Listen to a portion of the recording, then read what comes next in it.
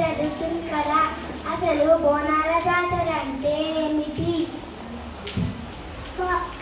జాతర అంటే జనం ఒకే దగ్గర గుమిగూడి వారి కష్ట సుఖాలు తెలుసుకోవడం.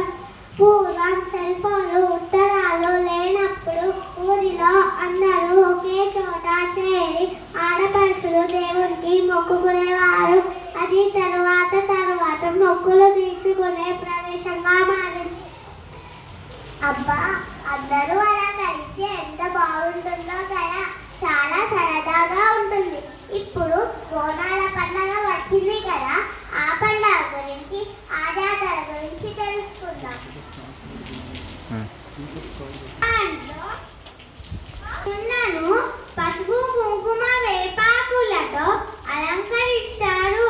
రెండవ కుండలో బెల్లం శాఖ పోసి ఒకదానిపై ఒకటి పెట్టి ప్రమిద పెట్టి దీపాన్ని వెలిగిస్తారు. అలా తయారు చేసిన బోనాన్ని ఆడపడుచుల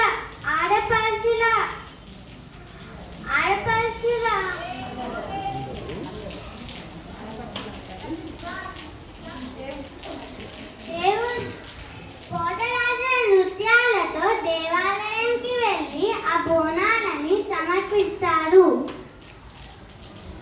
జరుపుకోవడానికి కారణం ఏమిటి?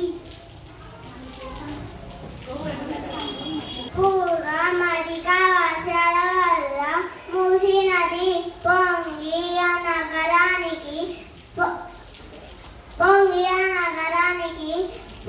ప్రమాదం కలిగించే ఉందట. అప్పటి నవాబులు ఒడ్డు దాటడానికి బోనాలు చేస్తామని మొక్కుకున్నారట. అప్పటి నుంచి ఆ మూసీ నది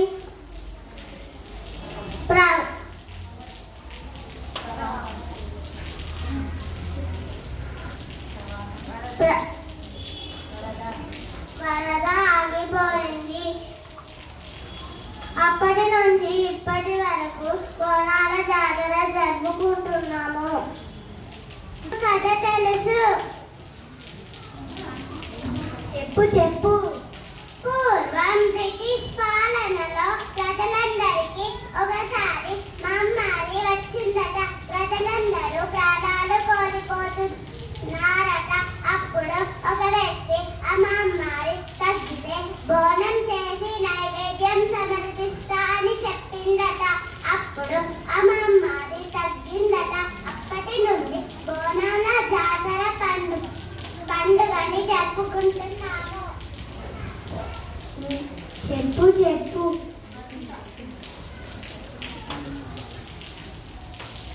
ఇంకొక విశిష్టత ఉంది. ఆషాఢ మాసంలో అమ్మవారు వాళ్ళ పుట్టింటికి వెళ్తారని నమ్మకం. అందుకే వాళ్ళ కూతుళ్ళలాగా కూడా అలంకరించి నైవేద్యం పెట్టి ప్రసాదంగా స్వీకరిస్తాడు.